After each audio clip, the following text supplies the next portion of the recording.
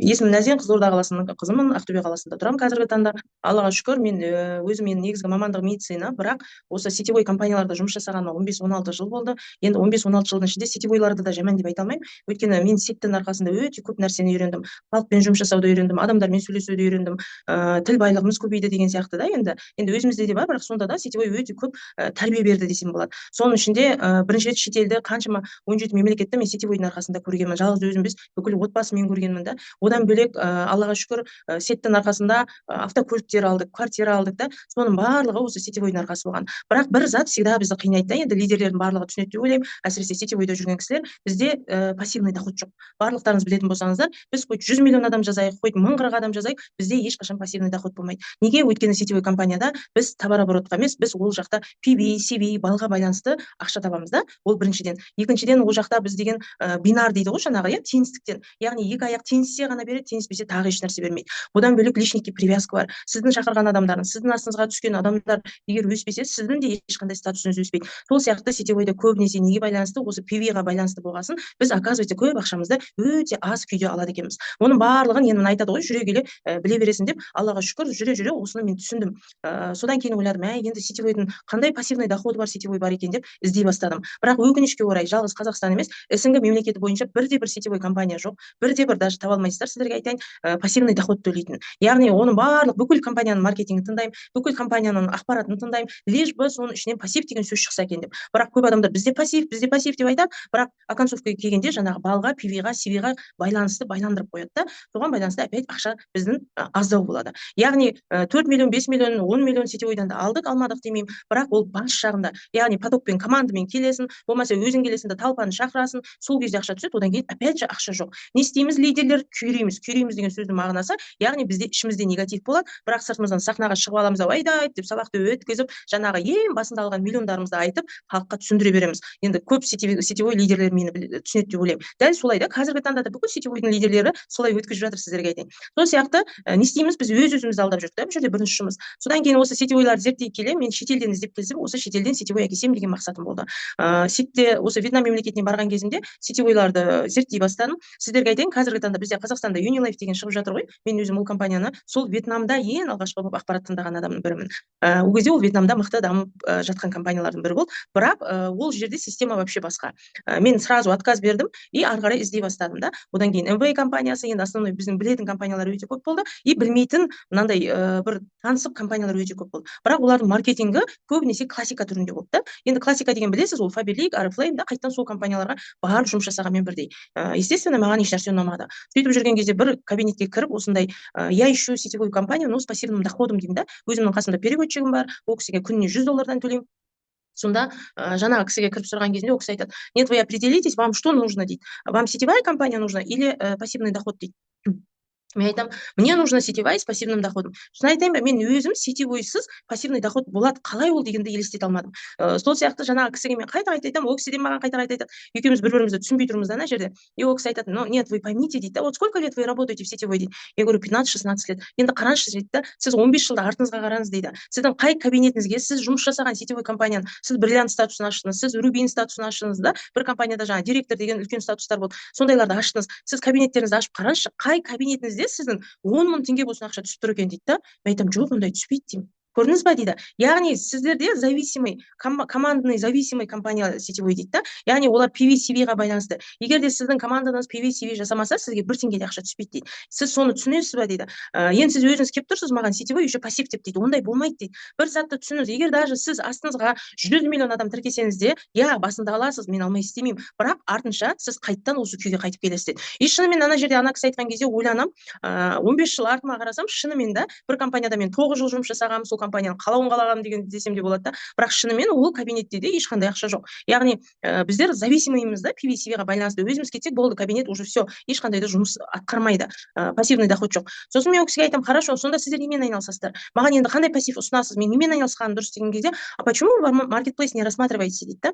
Ой, қойыңызшы дедім мен сразу. Неге? Өйткені менде маркетплейс деген понятие өз басымда да, енді сіздерде білмеймін қандай екен. Менің өз басымда маркетплейс деген ол ана Тему, Валберс, Пиндуода сияқты затты алып сату мен үшін сондай болды. Мен ойладым, ой, мен затты аламын, сатамын, сөйтіп жүремін ба? Мен вообще зат сата алмаймын дедім ана кісіге. Мен 15 жыл сетевой компанияда жүрсем, ешқашан бір түйір продукцияны реклама жасамаған адам. Мен всегда маркетингпен жұмыс жасаймын, маркетингпен ғана шығамын болды деп. И ол кісі айтады, а кто вам сказал, что надо продавать дейді? А что там теперь делать надо? Маркетплейсте не бар, товар көп. Яғни мен не істеуім керек ол жерде деген кезімде, нет, сіз мысалы сетте статус орындайсыз ғой. Сол сияқты маркетплейс, когда партнерство жинап, адамдарды өзіне партнерствоға жинаған кезде оны бір уақытша жинайды да, сол кезде бір какой-то береді деді. Яғни бағдарлама болады. Маркетинг қой енді. Маркетинг болады. Сол маркетингте мысалы бір маркетплейста болады, дивиденд аламыз деп айтады дейді. Бір маркетплейста акционерлер деп айтады дейді. Бір маркетплейста директора деп айтады дейді. Яғни әр маркетплейстің өзіндік система жұмыстары бар, и олардың өзінің атауы бар дейді да. Мә күшті екен. Сонда ол қалай дедім. Ол кісі сосын келді да маған сызып көрсетті, барлығымен жаңағыдай таныстырды. И ол айтады да, мысалы Америка мемлекеттерінде, басқа да мемлекеттерде маркетплейс өте мықты дамыған. Ну не знаю в Казахстане как работают дейді. Мен айтым, жоқ, бізде де бар дедім. Но мен бір адамды естіген жоқпын. Бір түйір адамды мен Темудан 100 мың теңге ақша алып жатырмын. Мен зат сатып емес, просто да пассив. Мен Пиндоудадан осындай ақша тауып жатырмын деген бір адамды көрген жоқпын дедім. Хорошо, мен бұл туралы сұрастырамын дедім. Мүмкін мен естімеген шығармын деп. Сосын ол кісі түсіндірді да, и кабинет осындай болады деді. Сөйтіп өзінің кәдімгі товарны, біздің Тему кабинеттер болады ғой, сондай сияқты маркетплейстің магазинін көрсетті. Соның ішінде өзіндік профиль кабинеті бар, кабинетте өзіндік ақшасы тұр. Яғни 5 мың доллар, 10 мың доллар да ол кісіге күніге түсіп тұрған ақша, күніге, айына емес. Мен ананы көріп, қызығып кетемін да. И ол кісі айтады да, вот так поступает, например, я не делаю ни PV, ни CV, не подписываю людей, у нас нету базы подписки деп. И мен ана кісіге айтамын, біздер емес, даже айына 5 мың доллар просто түсетін болса, біздің Қазақстан дедім, қанатты жайып жүріп жұмыс жасайды дедім. Өйткені бұндай мүмкіндік жоқ бізде. Бұл қалай сонда деп, шынымен сізге түсіп тұр ма? Ол қалай түседі деп, ол кісінің өзі қараған кезде каждый числомен, доллармен көрсетілген, шынымен ақшалар түсіп тұр. Мен қызығып кетемін да, сразу айтамын, подпишите меня деймін. Сколько $1000 надо, чтобы подписаться? Я могу забрать в Казахстан деп. И ол кісі айтады, нет, Назим, вы до сих пор меня не поняли дейді. Я же вам говорю, у нас нету базы подписки. Яғни сіздер білесіздер, қазіргі таңда осы чатта, осы зумда отырған кісілердің барлығы, егер де Лимонға тіркелгенсіздер ғой да, Хуагеге. Яғни біз қазір қай салада жұмыс жасап жатырмыз? Қазір біз Хуаге компаниясында жасап жатырмыз. Хуаге компаниясы дегеніміз не ол? Ол сетевая компания да, кәдімгідей адам жинап жатқан қазіргі компания. Дәл сол сияқты екінші кабинет бар, бізде ол не? Лимон. Яғни Лимон маркетплейс. Ол жақта не бар бізде? Товарлар. Товарлармен қоса біз Аллаға шүкір қазіргі таңда Қазақстанда 17 акционер күнделікті өзіміздің дивидендімізді алып жатырмыз да. Жұмыс жасап жатқан Қырғызстан біздерге түсіп жатқан дивиденд мысалы да, ол күшті мүмкіндік. Енді ана кісі соны маған түсіндіреді да. Смотрите теперь дейді. Вот одна кабинет это маркетинговый, ее нету дейді. Мен сізді тіркей алмаймын, потому что ол кабинет уже жоқ дейді, вообще базада жоқ дейді ол. Біз қазірде бір кабинет қалған, ол тек дивиденд алатын кабинет. Яғни бүкіл мемлекет, жалғыз Вьетнам емес, Вьетнамның айналасында Таиланд, басқа да мемлекеттер бар ғой, солардың барлығын істеген товарооборотынан сіздерге өзіндік процент түсіп отырады. Независимо, покупаемый товар сами, не покупаем, ондай привязка жоқ. Тек қана сен өзінің берілген мақсатты статусыңды орындадың, болды. Сенде уже жаңағы акционерский кабинет болады деді. Ох, күшті, керемет деп. Содан жаңағы енді мен айтамын ғой, мен қаяқтан табамын Вьетнамнан? Мүмкін басқа мемлекеттен іздеуім керек па? Как можно подписаться в такую компанию деп жаңағы тұрған кезінде ол кісі айтты. Ну я знаю одно деді. Сіз қазір даже Америкаға барсаңыз да, я, ол жақта маркетплейс көп шығар деді. Бірақ сізді бірде-бір компания тіркемейді деді. Біріншіден сіз СНГ мемлекетінен болғасын, сіз не резидент болып саналасыз деді. Мә деп ойландым. Сонда мен таба алмайды екенмін, жақсы деп. Содан уже ананы естіп алғаннан кейін кәдімгідей мен уже сетевой компаниялар іздемей қалдым, сіздерге бірден айтайын. Мен уже шынымен маркетплейс іздей бастадым. Қазақстанға келе салысымен Тему Пиндоудан офисіне хабарласып, сол жаққа барып, мен айтамын, я хочу получать дивиденды. Сколько тысяч людей надо подписать? Сколько товарооборота надо сделать, чтобы стать партнером деп. Ол кісілер маған қарап, бізде ондай жоқ дейді да, сіз негізі қате түсінгенсіз дейді. Одан Валберсқа хабарластым. Ол кісілер де маған целый договор жіберді, жаңағы 2 миллион ба 3 миллион ақша саласыз, осындай деп, ол договорлардың барлығы электронкаға жіберді. Мен қарап айтамын, жоқ, мен бұндай емес, мен ПВЗ ашпаймын.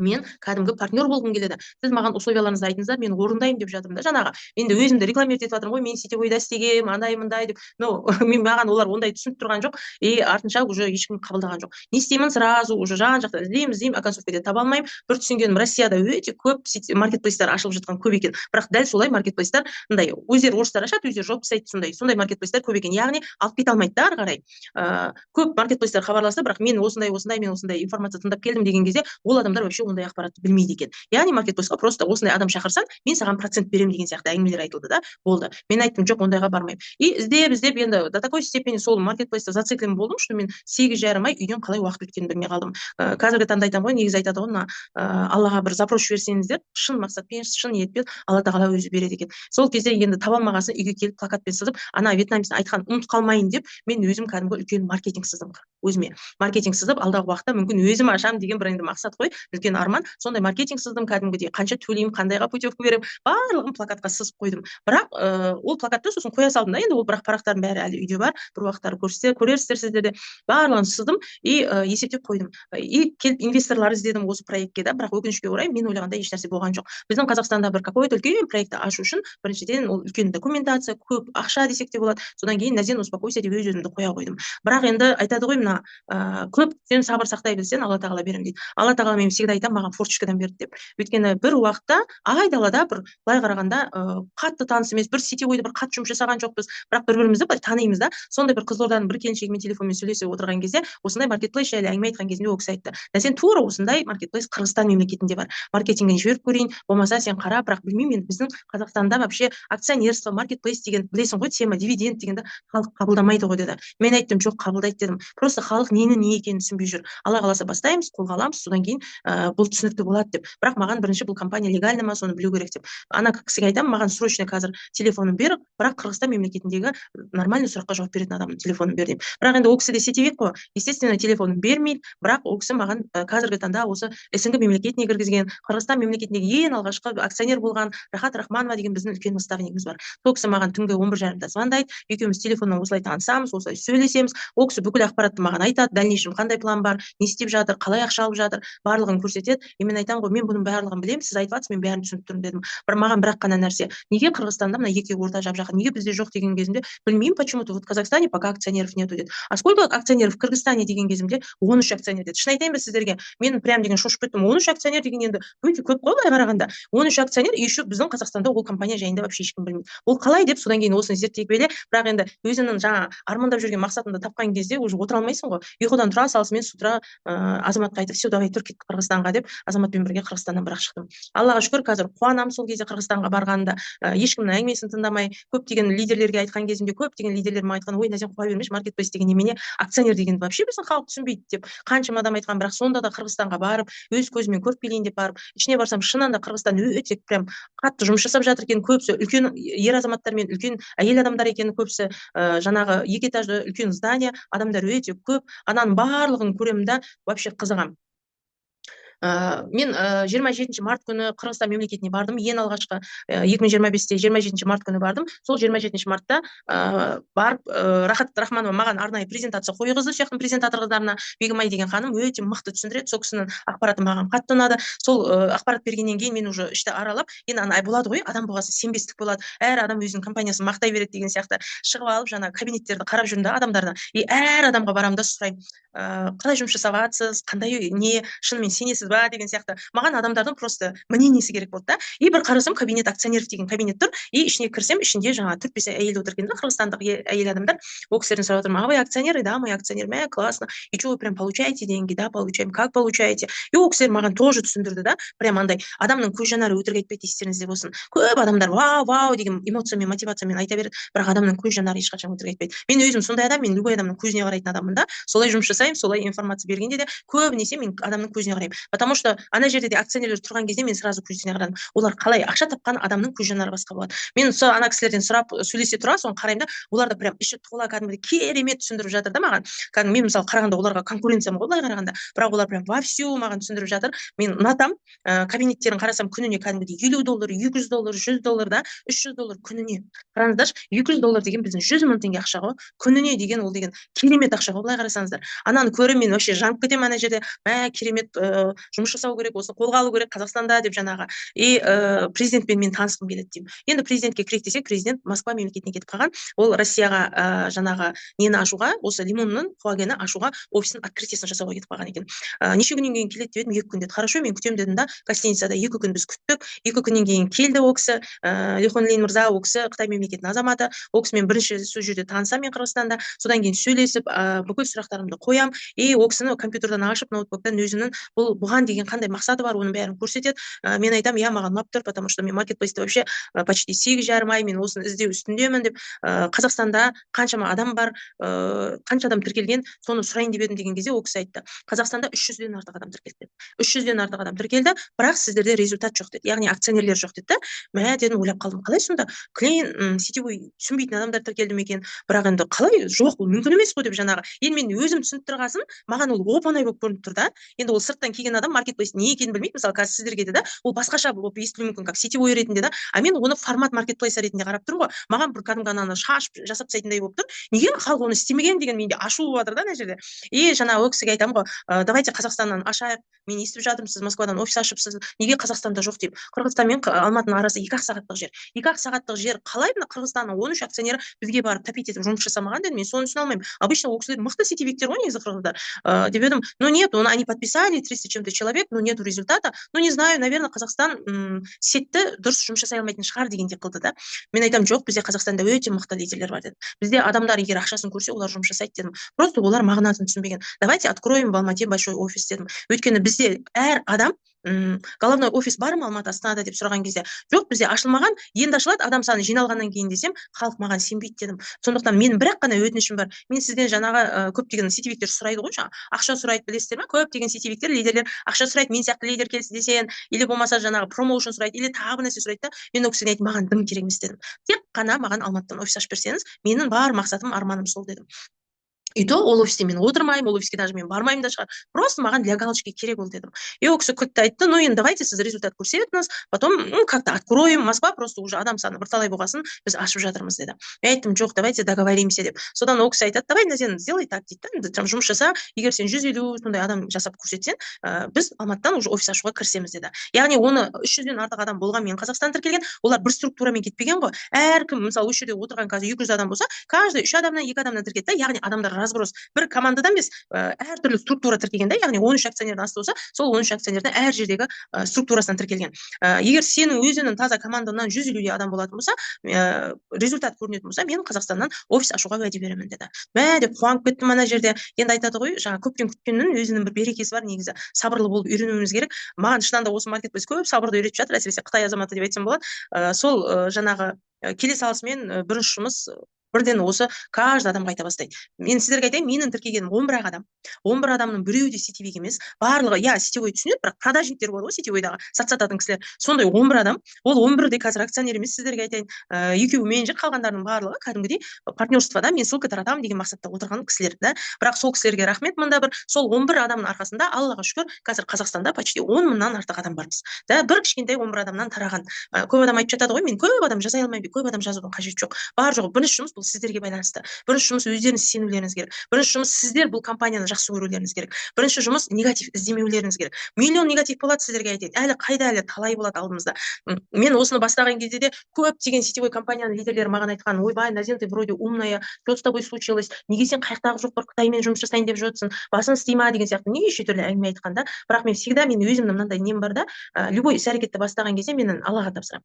Егер менің жұмысым болса, егер мен дұрыс направленияда келатқан болсам, Алла тағала менің әр жолымды, әр қадамымды үлкен результатпен көрсетші. Егер жоқ, менің жолым дұрыс емес болса, мен дұрыс направление таппай халықты алдайтын болсам, онда просто менің жолымды болдырмай, менің командама ешкім келмесе екен деп мен сондай тілек айтып шыққанмын осы компанияны бастағанда. Сондықтан Алла мені естіді ма, 3 күнде менің командама осы 11 адамнан кейін 184 адам қосылады. 3-ақ күнде 184 адам қосылады. Мен соны суретке түсіремін да президентке жіберемін. Ол кісі айтады, о, классно, молодец, вы показали себя деп. Аллаға шүкір, апрельдің аяғында бізде Алматы қаласында үлкен офисіміз ашылды да.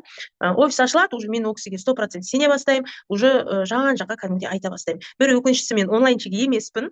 Жаңа көптеген лидерлерім айтып жатады ғой, сіз онлайн болсаңыз қаншама халықты білесіз бе, жинап алар едіңіз деп. Енді мен офлайншікпін, мен көбінесе адамдармен жұмыс жасаймын, барып кездесіп жұмыс жасаймын, қалаларды аралап, сол кезде конференция өткізіп жұмыс жасаймын. Былай даже Zoom-ның өзін сіздерге шындықты айтайын, осы лимонның арқасында шығып жүрмін десем болады. Мен даже Zoom-ға шықпайтын адам болғанмын. Сондықтан бұл менің бірінші онлайн десем болады, осы лимонның арқасында. И вот сондықтан қазіргі таңда осы проектті бастағаныма қазіргі таңда өте қатты қуанамын. Қазақстандағы ең алғашқы акционермін. 50 күнде акционер статусын жаптым. Енді 50 күн деп те айтуға келмейді, бір айда деп айтсам да болады, потому что біз бастапқы уақытта офис ашса екен, қалай болады екен деп, өйткені өте көп негатив болды. Еркін көп адамдарға айта алмадым десем болады. Өзіммен бірге командама еріп келген лидерлерім басқа компанияға кетіп қалды, менімен бірге бастаған қыздар. Сондай кезде жалғыз өзім қалып қойдым десем болады да, бір жалғыз қаласың ғой, бірақ Аллаға шүкір, сол өздері кетсе де командаларға қалып, сол лидерлердің арқасында қазіргі таңда үлкен команда болып, мен ең алғашқы акционер боламын. Сіздерге көп-көп рахмет, команданың арқасы. Акционер болған күні әбетте 1:30-да боламын, сағат 1:30-да боламын, кешкі сағат 9-ға дейін маған уже 72 мың теңге ақша түседі. Мә, керемет екен деп қуанамын. Уже екінші күні 168 мың теңге түседі, үшінші күні 284 мың теңге түседі. Аллаға шүкір, сөйтіп сөйтіп көбейіп қазіргі таңда мә осындай екен ғой маркетплейс деген, осылай екен ғой деп уже қызыға бастаймын. Содан осылай бастап кетеміз. Мен акционер болған кезде сіздерге айтайын, көптеген компанияның сетевиктері, лидерлері, сен қанша уақыт береді дейсің, ертең бермей қалады, тоқтап қалады деген сияқты барлығын айта бастайды. И бір уақытта менде лидерлер болды, который мен күнделікті акционерский кабинетінен күнде суретке түсіріп жібер дейтін лидерлер болды. Мен ерінбей күнде жіберемін. Күнде кешкісін жіберіп отырдым. 7 күннен кейін маған тоже мықты лидерлер келе бастайды. Аллаға шүкір, қазіргі таңда сол лидерлердің арқасында да үлкен команда бар. Сөйтіп қазіргі таңда Қазақстандағы ең алғашқы директор 2 жұлдызбын. Директор 1 жұлдыз, бізде 5 қазір да уже қаншама акционеріміз бар, уже көбейіп жатырмыз. Мен айтамын ғой, негізі Қазақстанды көтеретін біздер команда, уақыттарыңызды кетірмеңіздер. Ертеңгі уақытта өкініш болып қалмасын дегім келеді. Әркімнің әңгімесін тыңдап, қазірде де көп негатив тыңдап жатамын. Көп, өте көп тиктоктан естіп жатамын, біз жайлы айтып жатады да, көптеген лидерлерден естіп жатамын. Жаңағы, и мен айтамын да, сен бір сетевойда істедің да, мысалға, бір сетевойда істедің, автобонус жасадың, пәлен миллиардный оборот бердің. Автобонусты сондай бересіздер. Үлкен оборот, өйткені біз ояқта оборот санамаймыз, біз ояқта PV санаймыз. Енді қараңыздар да, мысалы, сіз бір порошокты сатып алдыңыз 1800 теңгеге, сіздің 1800 теңгеге командаңыздан 5 миллион штук порошок өтті дейді да, сіз пәлен миллион оборот беріп отырсыз ғой, бірақ оны ешкім санамайды. Сіз не істейсіз? 0,20 PV-дан 5 миллионға көбейтсеңіз, ол кішкентай PV болып қалады да, 3 мың, 4 мың деген сияқты. Бізге ненің ақшасын төлейді? Сол кішкентай PV-дің айлығын төлейді. Яғни біз сөйтіп, былай айтқанда, бір компаниялардың қатша шапқан лидерлері болып жұмыс жасаймыз да. Ладно, жұмыс жасадық, автобонус алдық, вице-президент статусына бардық дейді да.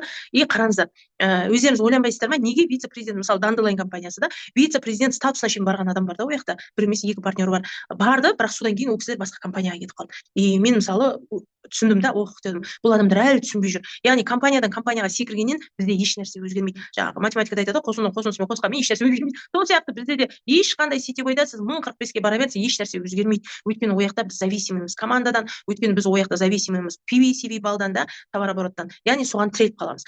Неге маркетплейс, неге мен бұны ұнаттым да? Я, мүмкін ол жай дамыр, мүмкін где-то что-то бір жер дұрыс емес болады. Но бұл енді жасап жатқан компания ғой. Қанша компаниялар бірден нарқы дар деп шығып кеткен жоқ. Я, кейбір компаниялар қазіргі таңда да ашылады да тек вау деп жаңа шулатып жатады. Былай қарасаңыздар, бірақ 8 ай 1 жылдан кейін сразу не істейді? Өшіп жатады. Маркетинг өзгеріп жатады, ақшаларын төлемей жатады, автобонустарын төлемей жатады, бірақ лидерлер айта алмайды қасқа. Сорлап жүреді сояқта да. Енді ол шындық, сіздерге айтайын, шындық, мен енді солай сөйлейтін адаммын. Сондықтан қараңыздар да, мен маркетплейс не үшін жақсы көремін? Бұл жерде менің мақсатым вообще хуаге емес. Хуаге бұл жерде менің статусымды жасап тұр, акционерство. Мен даже бұл жерде директор 1 жұлдыз, 2 жұлдыз, 3 жұлдыз деген звание болмаса, сіздерге айтайын, мен тіпті осы акционерствоны жасасам болды екен деп келген екен бұяққа. Мен даже ар жағында 1, 2, 3 жұлдыз, 5 жұлдыз дегенді қарамаппын. Шындықты айтайын. Мен тек қана мақсатым жаңағы Вьетнам азаматы ұқсатып акционер болып алу болды. Просто акционер. Даже күніне 10 мың теңге түссе маған да. Біреулер кеше бір лидерлермен сөйлесіп жатса маған айтады, ой, Назен құрсын, 10 мың теңге түскендігі немене? Ол аз ғой, біз шүкір 2-3 миллиондап алып отырмыз дейді да. Хорошо дедім, қазір аласың деді.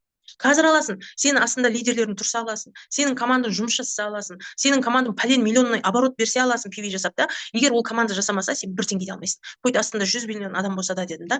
Қарашы дедім, маркетплейста ертең даже мен адам шақырмаймын. PV, CV бал жасамаймын. Мен вообще зат сатпаймын, маған керек емес деймін да. Мен осының өзіне, мысалы, мен үйімде қазір жинастырып жатырмын да, бүгін мебельдер келген. Үйімде шаруа істеп жатырмын, бірақ маған күнделікті ақшам түсіп жатыр да. Даже 10 мың теңге күніне сізге ешкім пассив бермейді. Бірде-бір сетевой сізге 10 мың теңге күніне пассивный доход қылып бермейді, естеріңізде болсын. 10 мың теңге. Ол былай қарасаңыздар, ойбай, я аз ақша болады, бірақ сіз сетевойдан сетевойға ауысқан кезде сіздің ақшаңызбен бірге ауыстыңыз ба? Сол кабинетіңізге 1000 теңге болсын түсіп тұр ма? Жоқ, түсіп тұрған жоқ. Вот именно үш жерін түсініңіздер деп айтқым келеді да, именно үш жерін. Сондықтан мен маркетплейсті пассивный доходқа бола таңдадым. Маған ұнайды, мен затын сатам деп айта алмаймын. И бір қатты ұнаған нәрсесі, мысалы, көптеген сетевой компанияларда, кешегідей жаңағы Unilife сияқты жерлерде да, ол адам TikTok-пен немен еще жұмыс жасай білу керек. Мысалы, мен сияқты болса, ол жұмыс жасай алмайды да. Вообще Инстаграмға мен қызықпайтын адам. Сол сияқты да, енді қараңыздар да, сетте адамдар тіркеледі, өздері осы жерде тіркелген кісілер көп шығар, ана мотивацияға тойып алады да, на ходу тіркеліп кетеді. Сөйтеді да, бірақ астына адам шақыра алмайды. Ешқандай PV, CV жасамайды. Ол кісіге 1 теңге түсе ма? Түспейді. Дұрыс па? Түспейді, 1 теңге де түспейді сіздерге. Бірақ сонда да адам соған 300 мың теңге төлейді да, кіреді да, тупо просто жүреді. Маған маркетплейстен несі ұнайды? Бұл жерге келген адам ешқандай да адам шақырмасын, вообще зат сатпасын да, өзі біледі. Бірақ бізге уақыт береді ғой, ссылка таратыңдар деген. Біріншіден ол кісі келді, продукциясын алды, ешқандай минусқа кеткен жоқ. Екіншіден ол кісіде преимущество оптовика, яғни партнерлардың бағасы сәл төмендеу болады тіркелмеген адамдарға қарағанда. Үшіншіден Дым адам шақырмаған адам. Преимущество ссылки. Мынау ең керемет нәрсе естеріңізде болсын. Преимущество ссылки, ертең сіз келесіз да, болмайтын ана чатта өсектерді де таратамыз ғой, мынаны қарашы деп бір-бірімізге. Бұл жерде сіз бүкіл чатқа өзіңіздің ссылкаңызды салып жібересіз. Ол жерде сіздің ссылкаңыздың аты, жөні, сотовый телефон, еш нәрсеңіз көрінбейді, просто тек қана ссылканы таратасыз. Ссылканы тараттыңыз, әр адам, мысалы, Қытайдың заводынан товарларды қарашы, тараттық қой. Мысал келтірейін сіздерге.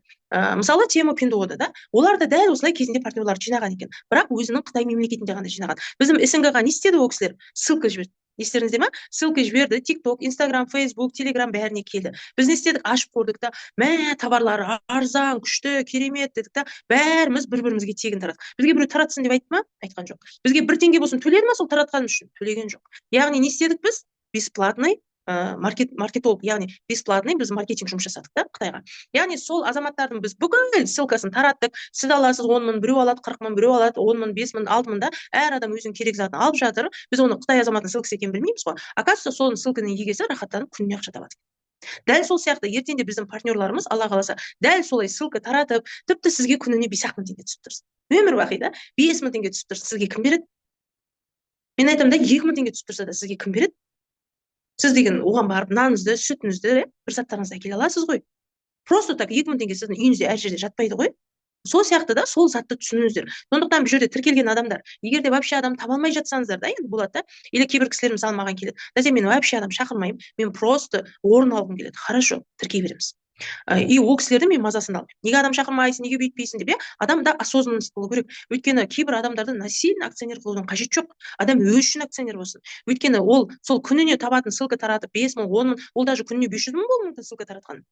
Өйткені жаңағы вьетнамецтер ол бір какой-то акционер не емес, олар ссылка таратқан кісілер. Қазір қандай ақша алып отыр да? Сол сияқты бізде де Құдай қаласа ертең бүкіл мемлекетіміз, біз жалғыз СНГ емес, осы лимонымыз жарқырап та 3 жылдың ішінде дейді, тіпті 5 жылдың ішінде дейді да, жан-жаққа тарап бүкіл мировой рынокқа шығып кетті. Қараңыздаршы, ол кезде сіздер күніне жоқ дегенде керемет ақша аласыздар да, просто партнерлар. Ал акционерлер енді да, қазіргі таңда акционерлер. Біздер неміз, біз қазір Хуагейдегі тіркелген адамдарымыздың обороттарынан, яғни товар обороттан 8% алып жатыр да. 8% тоже аз ақша емес. Тоже аз ақша емес. Біреу тіркей, глубинадан 1045 глубинадан сіздің лишний емес деген бұл жерде жоқ. Содан сіз рахаттанып өзіңіздің бонусыңызда 8%-ыңызды алып отыра бересіз. Мен жерлер бар да 4% алып отырған. Оның өзі үлкен ақша деп тұрмын. Енді ертең мен енді бұл жерде Хуагей жайында емес, бұл жерде лимонды айтайын. Ертеңгі таңда уже бізде қазір Хуагей лимон неде жұмыс жасап жатыр? Қырғызстанда. Уже басталды, тестирование болып жатыр да әлі. Ана жерін жөндеп жатыр, мына жағын жөндеп жатыр десем болады. И то Қырғызстанның бүкіл қалалары емес, бірақ түйір Бишкекте жұмыс жасап жатыр. Бір түйір ғана қала. Бір түйір Бишкек қазір керекті заттарын жаймен алып жатыр. Солар зат алып жатыр, бізге күнделікті күнде түсіп жатыр. Директор 2 жұлдызға, 1 жұлдыздарға да акционерлерге. Былай қарасаңыздар, ол кішкентай ақша болуы мүмкін. Бірақ ол бір түйір Қырғызстанның Бишкек қаласынан түсіп жатқан обороттан болды. Ертең Бишкектің біз сияқты Ақтау, Атырау деген көптеген қалалары бар ғой. Сол қалалардың барлығына қосқан кезде, оларда офлайн, онлайн магазиндер ашылған кезде, вот сол кезде ол керемет оборот болады. Өте керемет оборот. Мен айтамын ғой, мен енді 49% есептемей қояйық деймін да. Просто әр акционерге біреуден алған затынан бір адам 10 зат алса 10 теңге түссін. Бір заттан 1 теңге түссін деймін да. И представляете, вот СНГ-дан бізде күніне 5 миллион штук товар өтті ма, бізге 5 миллион 1 теңгеден 5 миллион теңге ақша түседі екен да. Ақша тиыннан құралады дегенді мен қазір осы кезде түсініп жүрмін. Мен негізі андай экономный, финансовый жағы менде шамалы нелеу, нашарлау десем болады. Бірақ осы кезде мен осы маркетплейстен системасын зерттей келе мен түсіндім да, олар товар обороттың осындай копейкаларынан кішкентай ақшадан үлкен оборот жасайды екен да. И мен де айтып жатырмын, каждый акционерге әр алған заттан 1 теңгеден түссе де бізге 50 штук зат өтті ма 50 теңге түссін. Мысалы ертең ол 500 штук зат өтті ма 500 теңге түседі. 500 мың зат өтті ма 500 мың теңге түседі да. И ол өтеді ғой. Товар көбейеді, адам көбейіп жатыр қазір, Аллаға шүкір да. Ертең уже Россияны да уже Құдай қаласа ашады, шамалы қалды. Сол сияқты жаңағы бүкіл мемлекетте жұмыс жасаған кезде біз бұны тоқтата алмаймыз. Сіздер байқасаңыздар, көптеген адамдар болады жаңағы, ой, мынау мынандай емес, менің көршім айтты лохотрон, андай мындай деген сияқты адамдар болады. Мен сразу айтамын, не істесеңіз, мен сіздің ақшаңызды қайтарып бере салайын деймін. Өйткені бұл сетевой емес. Сетевойда біз әр партнердің соңында жүрдік. Жаным, көкем, бұдам деп. Неге? Өйткені ол жақта олар бізге ай сайын PV берді. Олар ол жақта бізге оборот берген сайын біз тек қана судан ақша таптық та. Оларға біз зависимый болдық. А мына жақта мен айтамын да, бұл жерде әркім өз үшін тіркелсін. Өз үшін, өйткені бұл жерде әшейін партнер ссылка таратып ертең ақшасын тапса, акционерлер дым істемей просто так рахаттанып дивидендін алып отырады. Бұл үлкен мүмкіндік түсінген адамға. Сондықтан қазір көптеген компанияның лидерлері де звондап жатады маған да, Назен мынаны қарап жүрші, Назен ананы қарап жүрші. Болмаса осы лимонға тіркеліп, басқа жаққа кетіп қалып, өздерінің фокусын жоғалтып, уақыттарын жоғалтып та, мен еш нәрсе дей алмаймын. Мен вообще айтамын да, хоть 1045 компанияда жұмыс жасаңыздар, сіздердің праволарыңыз. Бірақ мен ешқандай сетевойға бармаймын. Мен 16 жыл бойы, былай грубо айтқанда, біреудің ешегі болғам, жаңағыдай пәлен мың халықты жинап, 24/7 презентация сахнада өткізіп та, и аламыз, одан кейін алмай қалдық та, бір уақытта талпамен аламыз, содан кейін жоқ та. Көптеген байқасаңыздар, көбісі айтып жатады, маған мынандай сұрақ қояды: неге осы сетевойда көптеген лидерлер машиналарыңызды көрсетіп жатасыздар ғой, автобонус алдық, жаңа екінші машинам деген сияқты сөйтесіздер да, содан кейін сол адам басқа компанияға кетіп қалады дейді. Мен түсінбеймін, ұялмай ма машинасын алып алып дейді. Енді қараңыздар, мен өзім 5 автокөлік алғам сеттің арқасында, Аллаға шүкір, бірақ сетевой ешқашан бізге автобонусқа 10 миллион, 15 миллион ақша бермейді. Любой сетевой компания қанша береді? 7 миллион, 6 миллион, 8 миллион да максимум береді. Енді бізге 8 миллион берсе или 7 миллион берсе, біз барып бір сетевикті көрдіңіз ба? Барып кобальт сатып алған көрген жоқсыз. Неге? Өйткені біз халыққа көрсетеміз. Өйткені команда құттықтап келеді, командаға көрсетеміз. Естественно, не істейді лидер барып? 15-20 миллион қымбат машинасын алады. Енді ар жағы ол не? Кредит. Түсінікті ғой, да? Ол ойлайды, команда жұмыс жасайды, мен сонымен төлеймін деп. Бірақ өкінішке орай, басында ана вау мотивациямен адамдар жұмыс жасаған кезде төлейді, артынша уже төлей алмай бастайды. Сол кезде не істейді? Адамдар қиналады. Қиналғаннан кейін лидер не істейді? Басқа системный работа іздейді. Яғни басқа сетевойға таяды. Оны көп адамдар түсінбей жатады да негізі. Бірақ на самом деле ол арғысы келгеннен бармайды. Оған срочно кредит төлеу керек, ақша табу керек. Ол сондықтан барады. Өйткені ол жерде ол жаңадан бастаған кезде қайтадан талпа келеді да, сол талпадан ол ақша табады. Сөздің шыны. Сол сияқты команда. Бұл жерде маған ұнайтыны, мен ешқандай да сетевойды қарастырмаймын деп айтатын. Неге? Маған өзіме ұнайтыны жоқ дегенде, мысалы, күніне мен қазіргі таңда да алып отырмын, бір емес 2 кабинеттен да, Аллаға шүкір. Мен всегда қуанып та, мақтана да айтам. Мысалы, мен 15 жыл сетевойда жүрсем, мен барып наличка ешқашан автобонусты да сатып көрмеппін да, өзім ойлаған. Бірақ Аллаға шүкір, осы лимонға рахмет айтам, командама үлкен рахмет айтам, сіздерге жұғысты болсын деп айтам. Өйткені осы проекттің арқасында мен осы уақытқа шейін ақша жинай білмейтін едім. Қазір осы Қытай азаматының көп әңгімесінен кішкентай 10 теңгеден миллиард теңге ақша шығарады да, санаған кезде. Қасында отырып көремін ғой енді. Сол кезде таңғалатынмын, мен қалай есептейді бұл кісі? Құрсын 100 теңге деген үстіне ақша қосады, ертең бізге төлей ала ма мынау деген сияқты неше түрлі ойлар болады ғой. Сол кезде ол кісі 100 теңгенің өзінен дейді да, бір Қазақстаннан 5 миллион штук товар өтсе, былай қарағанда 500 миллион ақша түседі екен да. Енді қарасаңыздар, жаңа Қырғызстан мемлекетінде солай 5 миллион штук өтсе да, и ол кісі айына миллиардтап ақша таба алады екен. Енді расчет қой. Қазір сол миллиардтар шүкір миымызға кіргізіп жатырмыз. Сол сияқты мен де солай есептеп, неге мен осы уақытқа шейін біздер ана 10 мың теңге құрсын барып келе салайық, ананы бүйте салайық дейміз ғой. Бірақ мен осы лимон проекті бастағанда менің командамның барлығы біледі деп ойлаймын. Барымша бүкіл қаланы, осы Қазақстанды бастапқы 6 ай мен тек аралап жүрдім.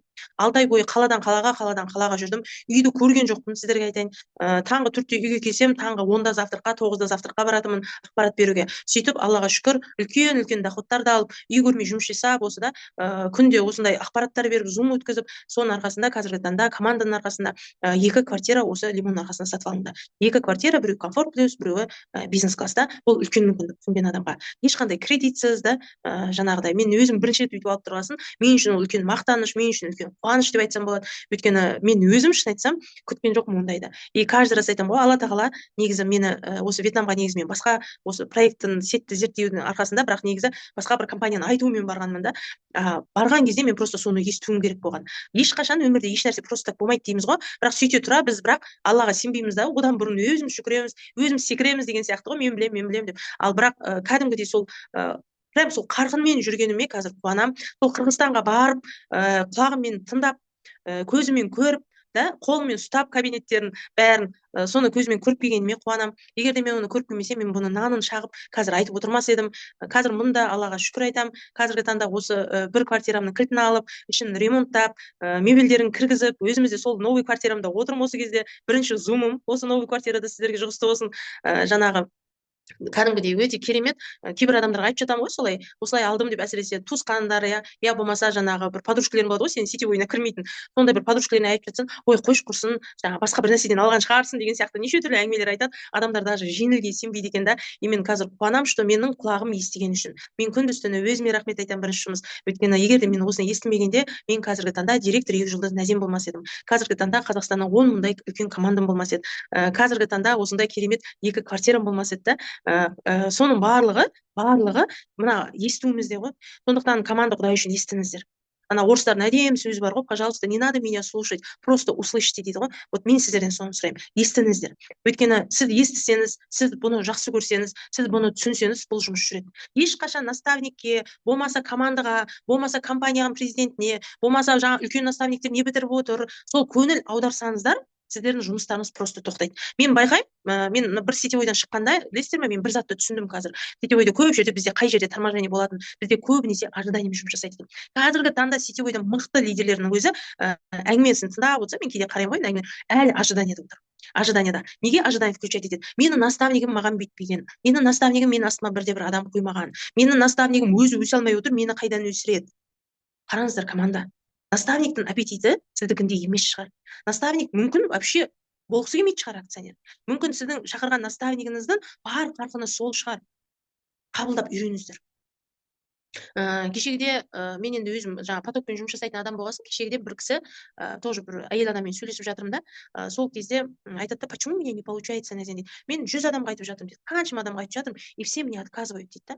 Сосын мен айтамын, ну не знаю, вы сами верите в эту компанию, значит вы не доверяете этим. Нет, я верю, мне нравится дейді. Мен айтамын, енді қай жерде, давайте деп. Содан бір сөйлесіп, екеуміз сөйлесе отыра осылай тауып алдық да. Жаңағы оказывается ол кісі жаңағы көршісі шақырады, осы Лимонға көрші шақырады, бірақ көршісі сетевик емес та енді. Неше түрлі адам шақырады ғой енді сетке. И оның жаңағы офиске келеді ғой, енді бір лидерлер болады ғой офисте, активный да, и көреді да айтады, блин, мен мынаған босқа тіркелгенмін. Мен мынандай активный адамға тіркелгенім керек еді да. Мен осындай мықты адамға тіркелгенімде мен қазір күшті командада отырар едім. Бірақ мен қайдағы жоқ бір көршіге тіркелдім. Соның кесірінен мен отырымды істей алмай. Понимаете? Не істеп тұр, бүкіл жауапкершілікті шақырған адамға етіп тұр біріншіден, екіншіден ожидание. Ожидание включать етіп алып отыр. Енді қараңыздар, ожидание бар жерде ешқашан ақша болмайды. Ешқашан ақша болмайды. Ол келсе де қайтадан солай кетіп қалады. Неге? Өйткені ол уақытша. Ожидание. Біз вау дейміз де бір өшіп қаламыз ғой. Ожидание реальность дейді ғой, сол сияқты да. Сондықтан первый очередь өздеріңізге сеніңіздер. Ең бірінші. Мен всегда айтамын да, мен даже осы проектке кірген кезде маған артынан лидерлер сұрайды ғой менен, Назен, сен қалай қорықпадың бастаған кезде, қаншама халықты ертіп келатсың, Назен, сен қалай сендің дейді, какой-то бір Қытайға ертең кетіп қалса деген сияқты. Мен айтамын да, мен сенесіздер ме, мен Қытайға сенген жоқпын. Мен бірінші Алладан сұрадым, Алла маған жол көрсетті. Яғни ол маған жол көрсетсе, значит мен дұрыс жолмен келе жатырмын да. Екіншіден мен өзіме сендім. Бірінші жұмыс мен тек қана өзіме сендім. Мен астымнан талпа команда келеді. Осындайда жұмыс болады деп сенген жоқпын, қыздар, жігіттер, мен өзіме сендім. Яғни адам өзіне сенген кезде оған кім сенеді? Бүкіл халық сенеді. Мен өзімді сендіру үшін не істедім? Қырғызстанға бардым. Мен өзімді сендіру үшін осы маркетингті 24/7 үйде отырып сыздым. Сызып қана қоймай, Инстаграмға кірдім да, әр Қырғызстаннан Инстаграмда ақпарат беріп жатады ғой, соны тыңдадым. Бір адам мысалы бір жерін айтып жатады, мен күшті екен, мына жерде именно жазып аламын. Бір адам тағы бір жерін айтады, мен күшті екен. Яғни мен өзімнің миыма, санама түсіндірдім, что бұл проект күшті. Түсініп тұрсыздар ғой? Мен сіздерге командаға шығып түсіндіріп жатқан жоқпын. Бірінші жұмыс мен өзіме түсіндіруге тырыстым. Өйткені менің түсінсем, менің санам қабылдаса бұл проектті, ол бұны жақсы көрсе, бүкіл адам өздігімен келе береді да, естеріңізде болсын. Когда сіздер өздеріңіз сенбейсіздер, когда сіздер наставниктеріңізді ұнатпайсыздар, когда сіздер астыңыздағы адам сізден өсіп бара жатса, көбісі күйрейді да сондай кезде. Ана өсіп кетті, мен әлі жүрмін деген сияқты. Я өсе бер, мен сені вообще қабылдаймын деп айтады көбісі тыңдасан. А на самом деле олай емес та, энергия олай жұмыс жасамайды. Ішкі ниет. В первую очередь ішкі ниет дұрыс болсын. Алла тағала сізге беремін десе бір күнде береді фактикадан. Адамды да басқанда. Менде мысалы бір лидерлер бар, просто екі аяғына бір адамнан қойды. Сол бір түйірі адамдардың сол екі аяғында адам жұмыс жасап кетіп, қазір өзі акционер. Мысалы да. Сіздер білмейсіздер. Яғни оның потогы уже энергетический дұрыс жұмыс жасап тұр деген сөз ғой сіздерге айтқым келіп тұрған. Түсіндіңіздер ма? Сосын біздер қимаймыз. Анау дұрыс жұмыс жасамайды, ол не үшін отыр, менің наставнигім, мынау мынандай жоқ. Вообще энергияларыңызды олай жоғалтпаңыздар. Адамның ең қымбат нәрсесі ол энергия, естеріңізде болсын. Біздің ең қымбат нәрсеміз ол біздің осы энергиямыз. Энергияларыңыз болмаса, сіздер просто жүрген өліксіздер ғой. Көп адамдарды қарайсыздар ма, сау? Көп адамдарды қарасаңыздар, мындай жүреді, таңертеңнен кешке дейін жұмысқа барып келсе болды, үйіне келеді, мысалы, ер азаматтардың ешқандай интересі жоқ та әйеліне, әйелдердің ешқандай, өйткені сотовыйға кіріп кеткен, балдары жаңағыдай басқаша жүреді да. Неге? Өйткені бізде энергия жоқ та адамдарда. Энергия болмаған кезде адамда бір-біріне деген байланыс болмайды. Көп байқайсыздар ма үйде, мысалы да, өздеріңіз үйлеріңізде соны байқап жүріңіздер. Сол үшін бірінші жұмыс өздеріңіздің энергияларын шығару керек. Адамның энергиясы болған жерде всегда ақша келеді. Оны іздеудің қажеті жоқ, ақша өзі келеді. Яғни ол каким-то образом келеді, мен түсіндіре алмаймын қалай келеді. Неге? Өйткені сізде бірінші жұмыс жүрек таза, ниет түзу, екіншіден сіз Аллаға тапсырыңыз, үшіншіден сізде не бар? Сенім. Яғни бұл жерде первый очередь жаңағы сенім. Мен бұл компанияға сенемін, мен бұны жақсы көремін, бұл компаниямен бірге жүремін, ертеңгі алдағы уақытта затын аламыз, қолданамыз, ссылка таратамыз да. Мен өзімнің санама, мен сіздерге түсіндіруге тырыспаймын, мен өзімнің санама түсіндіру. Яғни кейбір кезде болып жатады, мысалы бір жерлерге барған кезде маған негатив айтпайды емес, көбісі ойлайды маған айтпайды деп айтады, еще как айтады, негатив айтады да, мысалы бір адамдар. Ойбай, Лимон деген сондай, мен бүйттім да сөйттім, жаман екен, андай екен, мынандай екен дейді. Деймін, жақсы деймін. И мен ол кісіге жоқ, олай емес, ананы доказать етпеймін. Вообще доказывать етпеймін. Естеріңізде болсын. Мен всегда айтамын, иә, жақсы, енді бұл сіздің ойыңыз ғой деймін. Сіздің ойыңыз. Менің ойым ондай емес деймін. Не үшін өйтіп айтамын білесіздер ма? Егер де көбінесе байқайсыздар ма, ана негатив айтатын адамдардың қасында жүргеннен кейін сіздерде поток тоқтап қалады. Не үшін? Потому что сіздер оның ойына кіріп кетесіздер да. Мен оны не үшін айтамын? Мен ол кісіге өзімнің санама бірінші жұмыс түсіндіремін. Сенің ойың, иә, Лимон жаман деп жатсың, иә, ол сенің ойың. Мен әдейі айтамын, бұл сіздің ойыңыз, иә. Бірақ менің ойым ондай емес деп мен өзімнің санама түсіндіремін. Чтобы менің ішкі санам, ойым, менің энергиям керек емес адамға кетпесе екен дейді. Түсініп тұрсыздар ғой, да? Егер де онымен қосылып, сондай ма не, сөйтіп айтты ма деп эмоциямен, біздер когда бір әңгіме айтамыз ғой, негатив, әсіресе негатив айтамыз ғой, эмоциямен айтамыз да, көбінесе. Сол ең үлкен қате. Қуанышты жаңалықты біз эмоциямен айтпаймыз, байқайсыздар ма? Наоборот, қуанышты затты эмоциямен айтуымыз керек та. Біз наоборот айтамыз. Сондықтан сондай кезде де эмоция, қай кезде? Эмоция бар жерде энергия көтеріледі да. Энергия көтерілген кезде жаңағы негатив айтып жатқандарын сол негатив көбінесе орындалады. Егер де эмоция бар жерде сіздер позитивпен, ақша жайлы, акционерство жайлы айтсаңыздар, ол уже сол жаймен келеді да. Байқайсыздар ма, неге сетевой компанияларда, көптеген сетевой компанияларда адамдар конференцияға барады да. Мысалы, Oriflame, Fabelink конференцияларға барады, үлкен масштабный. Сол жақтан шығады, бірде-бір адам тіркей алмаған адам сол конференциядан шығады да, сол күні жұмыс жасап кетеді, 3-4 күн тоқтамай адам тіркейді. Ол сіздерде де болып жатыр да. Байқайсыздар ма?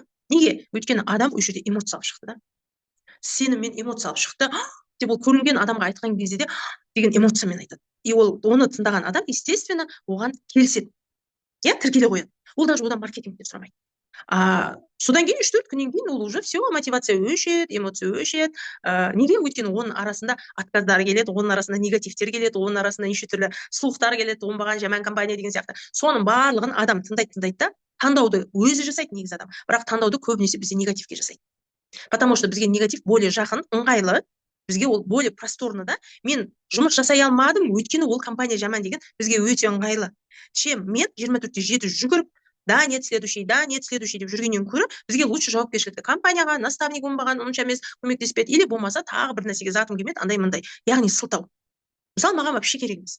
Маркетинг хуагеде кім қанша төлейді, маған вообще қызық болған жоқ, сіздерге айтайын. Маған, мен даже оның табарында бар емес па, қалай келді, сол пакетінде тұр деп айтсам болады. Мен даже оны қарап ашқан да жоқпын. Маған ол қызық болған жоқ. Менің қызығушылығым, менің мақсатым чисто акционерство болды. Егер мен акционер болсам, егер де мен айына 10 миллиондап, 20 миллиондап, 50 миллиондап ақша табатын болсам, маған не керек табады? Мен ақшам болса қалтамда, мен любой компанияның, любой брендтің бар товарын сатып аламын. Таңдау сіздерде да. Сіз ақша тауып, любой ұнатқан затын сатып аласыз ба? Или бір компанияның зависимый болып, соның жаңағы айтам ғой, мен бір сөзім бар, всегда айтамын. Любой сетевой компания всегда любой говноны өткізе алады. Ренжімеңіздер. Потому что ол сетевой, да.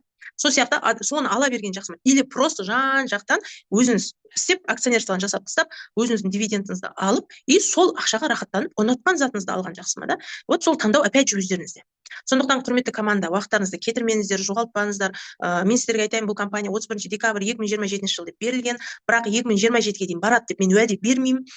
Мен өз басым осы маркетингті бастаған кезде почему-то мен өзім санап, өзім қараған кезде, енді примерно маркетплейстің системасымен да, мен өзімде айтқам, 2026, наверное, аяғында біздің Қазақстан тоқтайды шығар деп, мен әлі сол өзімнің ойымда тұрмын, өзгерткен жоқпын. Өйткені шынымен Аллаға шүкір, бізде команда көбейіп жатырмыз қазір. Алдағы уақытта 2026-та тоқтап қалса, сол кезде өкініш болмасын. Жаңағы мен вьетнамский барып айттым ғой, подпишите меня деп, сіздерге айтайын ба?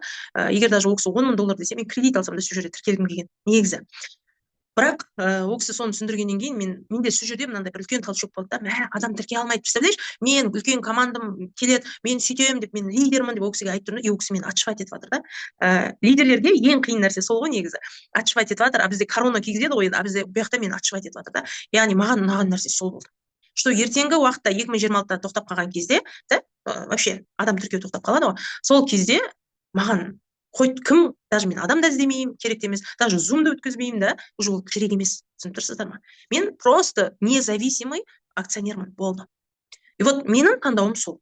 Сіздер не таңдайсыздар, ол сіздердің таңдауларыңыз. Сондықтан бұл жерде әркімнің сөзін тыңдап, әркімнің әңгімесін тыңдап, уақыттарыңызды кетірмеңіздер. Қазіргі таңда мен күнде айтамын, өзіме рахмет. Егер де мен өзіммен бірге келіп кетіп қалған лидерлерді тыңдаған кезімде да, болмаса қазіргі таңда көптеген сетевойда істеп жүрген мықты лидерлер, мен жаман лидер демеймін, мықты лидерлер, сол мықты лидерлердің әңгімесін тыңдаған кезімде, мен қазір 2 квартиралы керемет келіншек болып отырмас едім акционер да. Сондықтан бұл мүмкіндік. Алла береді, қабылдау, қабылдамау, алу, алмау, ол біздің құзырымыздағы нәрсе. Оны біреуден көріп жауапкершілік.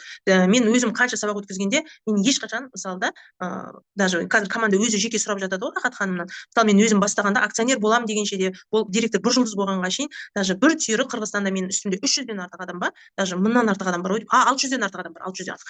Сол адамдардың біреуінен маған ақпарат беріңіз менің командама. Болмаса Қазақстанға келіп неге сабақ өткізбейсіздер деп та, мысалы келгенде жоқ та. Өйткені біз шақырып жатқанда жоқпыз. Мен ойлаймын, неге? Бұл компания мен өзім үшін керек. Мен біреу үшін деп жұмыс жасаған кезде энергетика ол бөлінеді. Яғни оған да маған да бөлініп кетеді да. Мен өзім үшін деп жұмыс жасадым да бұл жерде. Менің таңдауым, мен өзім үшін жұмыс жасаймын. Мен акционер болуым керек. Хоть каким, хоть 6 айда болайын, хоть 1 жылда болайын. Бірақ мен акционер болуым керек. Басты мақсат орындалу керек та. Сондай мақсатпен келдім, Аллаға шүкір. Сол мақсатым айқын болған шығар, әйтеуір Алла тағала бірден берді. Сондықтан сіздердің де мақсаттарыңыз айқын болсын. Алдағы уақытта бүкіл Қырғызстан, Россия, Өзбекстанда, қазір Өзбекстанда да уже қосылып жатыр ғой қаншама халықтар. Сол халықтардың СНГ мемлекетінің арасында қаншама акционерлер сахнаға шыққанда, Қазақстанның жалауы көп болса деген ниет менде. Көптеген акционерлер Қазақстаннан шықса екен деген ниет. Әр әңгімеге ермей осы проектті істеп алыңыздар. Мен айтамын да, акционер болып алыңыз. Акционер болғаныз, прям басқа сетевойды істегіңіз келіп баратса, енді оны да қарарсыз деймін да, бірақ бізде ертең заңдар өзгеруі мүмкін да. Лимонда договорға құрады ғой, сол кезде заңдар өзгеруі мүмкін. Сондықтан енді 1045 компанияда істесеңіздер, өздеріңіз білесіздер, бірақ сіздер мына дивиденд деген нәрсені еш жерде ешқашан пока алмайсыздар. Ол 100% айтайын, 100% еш жерде алмайсыздар. Мүмкін 2027-де или 2026-да біреулер ашу мүмкін. Осындай проектті маркетингін ұрлап та ашып жатыр ғой бізде Қазақстанда да. Бірақ сіздерге айтайын, опять же уже проблема басталып жатыр да, ақша төленбей жатыр деген сияқты. Сол сияқты мен ондай жерде жұмыс жасағым келмейді. Мен мақсатым осы лимонмен алдағы уақытта жалғыз СНГ мемлекетіміз, Аллаға шүкір, командам СНГ-ны қамтып жатыр ғой жан-жақтан. Мировой рынокқа, осы үлкен командамен, акционерлермен мировой рынокқа шығып, алдындағыдай переводчик жалдап, неге біздер осы лимонды Вьетнамға, Таиландқа, Европаға кіргізбеске? Лайым соған жеткізсін. Бұл басы кішкентайдан басталады, бірақ өседі. Өздеріңіз білетін, мысалы, Гринефть деген компания бар ғой, көбісі айтып жатыр да, Қазақстанда 3 жыл, 2 жыл деп көбісі айтып жатыр. Негізі олай емес. Бұл компания почти уже 5 жылдан асқан Қазақстанда болғанына, бірақ осы қарқынды жұмыс жасап жатқанына 2 жыл болды. Қазақстан мемлекетінде де кәдімгі үлкен статустар ашылып, жүгіріп товары көбейіп. Қай кезде басталды, сіздерге айтайын, қай кезде олар офлайн магазин ашты, қай кезде олардың товары 15 штуктан артып көбейді. Онда үлкен товар көп емес. Оларда 5000 деп айтқандай жоқ. Магазинге барсаңыз, бір енді жаңағыдай бір көп болса, бір 50 түрлі товар бар шығар да, мысалы. Бірақ оларда бастапқы 3 жыл бойы наработать етті ол компания. Түсінесіздер ме? 3 жыл уақыттары наработкаға кетті. Қазіргі таңда офлайн магазиндер ашылғаннан кейін олар күркіреп жатыр да. Бірақ опять же олар зависимый, PV, CV, статус, личникке зависимый да. Бізде ондай да жоқ. Ертең алдағы уақытта бізде офлайн дәл сондай магазиндер ашылады ғой. Вот сол кезде көресіздер. Дәл сондай магазиндер ашылған кезде бізде уже талпаның талпасы келе бастайды. Бірақ ол уже артынша тоқтап қалуы мүмкін. Сондықтан асығыңыздар, орындарыңызды жоғалтпаңыздар. Бұл жақсы керемет мүмкіндік, соны пайдаланыңыздар. Давайте уақыт кетірмейік, сұрақ қояйық. Сұрақ қоюға бола ма? Қойыңыз. Склад, лимонның склады қай жерде қашан ашылайын деп жатыр? Давайте өстейік да. Осы сұрақ көп келеді. Склад ол міндетті түрде ашылады. Міндетті түрде ашылады. Неге? Өйткені складсыз маркетплейс болмайды, ол біріншіден да. Енді ең бірінші Қырғызстан қазіргі таңда өзінің бүкіл қалаларын дамытып алсыншы. Соны күту керек. Ертең Қырғызстан мемлекетінің бүкіл қалалары жұмыс жасаған кезде, қазір не дауыс шығып отыр. Бүкіл қалалар жұмыс жасаған кезде, сол кезде уже біздің Қазақстан ашылады. Қай кезде Қазақстанда лимон ашылды дейді, сол жерде сразу бірінші жұмыс склад дайындайды. Ол жағынан уайымдамаңыздар. Ну, скорее всего, как всегда, ол Алматы болады, мүмкін Астана болуы мүмкін да, екінші склад, Ақтөбе қаласы болуы мүмкін да, енді мен отырғас. Сол сияқты, сондай Шымкент қаласы болуы мүмкін. Сондай Қазақстаннан негізі 4 склад ашылады деген планда бар. Но енді ол бірінші Қырғызстанды реттеген. Сұрақ қойсам бола ма? Әрине қоя беріңіз. Сіз жаңа айтыңыз ғой, маркетплейс ашылғасын ссылкалар таратылады деп. Сол ссылка бізге айтып жатыр ғой, бір ай немесе 2 айға беріледі деп. Бірақ сіз жаңа айтып жатсыз ғой, сіз бесконечно сол ссылкалардан ала бересіз деп. Енді қараңыздар, енді мен мына жақта партнерлар болған соң сіздерге толық маркетинг айтып жатқан жоқпын да. Қараңыз, сізге ол былай ссылка деген. Мысалы, сіз өзіңіздің ссылкаңызды келдіңіз де 50 адамға тараттыңыз, дұрыс қой? 50 адамға тараттыңыз, болды. Сіздің 100 күніңіз или жаңағы 30 күніңіз бітіп қалды. Ары қарай сіз уже тарата алмайсыз. Партнер мен тарата алмаймын, сіз де тарата алмайсыз. Яғни бірақ жаңағы 50 адам, олар вечно тарата береді. Ол келеді де 500 адамға таратады. 500 адам келеді де 5000 адамға таратады. Олар тарата береді. Біз ғана уақытша таратамыз. Түсініп тұрсыз ғой, да? Түсінікті. Мысалы, Тему Пендуода келді, не істеді олар? Келді, ссылканы Инстаграм, ТикТок жан-жаққа қойып қойды. Оларға да бір уақыт берді ғой. Бір уақыттың ішінде біз Қазақстан, Өзбекстан, Россия, бүкіл мемлекет ана ссылканы аштық та, товар арзан деп бәріміз алдық та, ары қарай бізге біреу тараттың деп айтқан жоқ. Бізге бір теңге төлеп жатыр ма? Төлеп жатқан жоқ. Не үшін тараттық? Тему Пендуодан білесіздер ма? Бұл жерде мынандай 4-5 зат алсаңыз, затты бөліп шығарады да, мысалы, постельное белье или там чайникті бөліп шығарады дейді. Если вы хотите получить этот чайник бесплатно, раздайте своим 6 друзьям. Естеріңізде ма? Темудан зат алып жүрген адамдар біледі Пендуодан. Не істейміз біз? Ойбай, жеңгеме звондаймыз. Ананы аша салшы, мен саған Тему жіберіп беремін. Апама звондаймын, сестренкіме звондаймын, подружкаме звондаймын да. Лишь бы ана ссылканы ашса екен, мен ана бір түйір затымды тегін алып алсам екен деген. Түсініп тұрсыздар ғой да? Бізде де дәл солай болады. Уайымдамаңыздар, сіздер ссылкаларды видео үшін таратады адамдар. Назин, тағы бір сұрақ. Маған былай түсіндірді, что соны ссылканы жібергенде 3 поколение ғана жіберуге болады. Мысалы, мен біреуге, допустим, мен біреуге жібердім, ол тағы біреуге, одан кейін дальше уже все.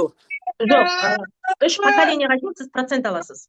Қараңыздар, опять же, сіздерге дұрыс түсіндірген, просто сіздің қабылдауыңыз. 3% дейін, яғни бірінші уровеньнен сіз 3% аласыз, екінші уровеньнен 2% аласыз, үшінші уровеньнен 1% аласыз. Ары қарай 4-ші, 5-ші, 6-ші уровеньге адамдар түседі ғой, сіз олардан еш нәрсе алмайсыз уже.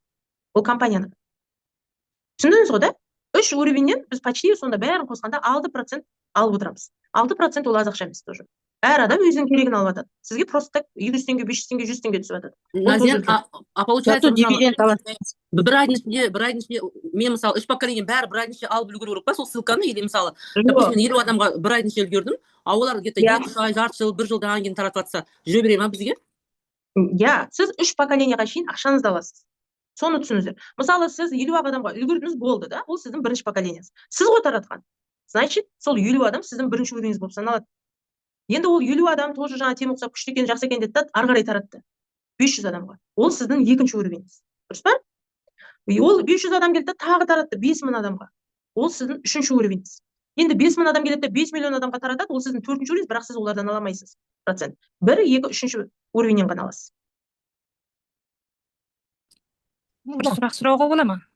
Сұраңыз. $196 тіркелген мен 504 тіркелгеннің қандай фарқы бар? Осы процент алуда. $196 тіркелген кісілер, олар тек қана бірінші уровеньнен алады. 504-ке тіркелген кісілер, олар 2 уровеньнен алады. Бірақ қазір бізде акция ғой, соған байланысты 196-ға тіркелгендер 2 уровеньнен алады, 504-ке тіркелгендер 3 уровеньнен өзіндік процентін алып отырады. Ссылка таратудан. Жақсы, рахмет.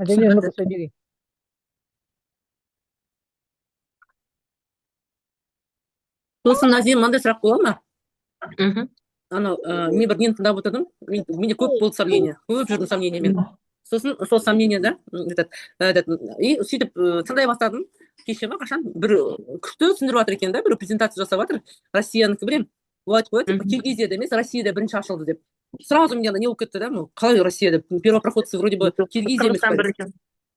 Я сонда дұрыс емес информация айта беремін, кейбіреулері. Жоқ, енді әр адам, мысалы қараңыздар да, Қазақстанда көбісі айтады да, вот первый открыватель Назин деп айтады. Былай қарасаңыз, маған дейін 300-ден артық адам бар да тіркелген. Маған дейін қырғыздарға тіркелген. Олар да айтады, я тоже первый открыватель дейді да. Көрдіңіз ба? Сондықтан бұл жерде әр адам жаңағыдай результатқа, просто мен результатпен болғасын, мені солай танып кетті да. Былай қарасаңыздар, ол 300-ден артық адам на самом деле менен бұрын тіркелген кісілер ғой. Менен бұрын тіркелген кісілер. Просто ол кісілер бұған сет ретінде қарайды. Бұның мағынасын түсінбеген да, солай қайттан басқа барып сетевойға кетіп қалған. Егер де олар бұның мағынасын түсінгенде, олар қазіргі таңда Қазақстанды дүрлік тұрып керемет жұмыс жүргізетін адамдардың бірі болады. И мен өзім сіздерге айтайын, сол 300 адам ішінде қаншама адамы менің жекеме шығып, кейбір адамдар қайттан тіркеліп жұмыс бастап жатқандар өте көп. Түсінбедік деді. Кыргызстанда ашылуу салтанаты болду. Хуагенин ол кисилерде үлкөн кәдимги видеолор бар. Кыргыздардын инстаграмын карасаңыздар, 4 мың 5 мың адамга үлкөн халыкка сабак өткүзгөн, президент келген, Байшей заводунун генеральный директору келген, барлыгы ол кезде 504 тиркелгендердин барлыгына сол күнү керемет мероприятие болуп, сотовый телефондар тараткан. И кәдимгидей сенесиздерби, очередь прям сыртка дейин очередь болгон тиркелүү үчүн. И Кыргызстанда халық адам саны вообще солай көп жиналган. Яғни Кытай азаматтарын көздерімен көргеннен кейін ол кісілерде сенім пайда болды да, содан кейін сол жұмыс басталып кеткен. Ең бірінші алғашқы акционер Кыргызстан мемлекетінен шығып отқан Орахат Барым. Россиядан акционерлер вообще жоқ. Россияның өзінен вообще жоқ десем болады. Осы Берликте шықты, Россияның основной Чечня көтерген. А так Россияның өзінен менің өзім акционер болғанда акционер болмаған.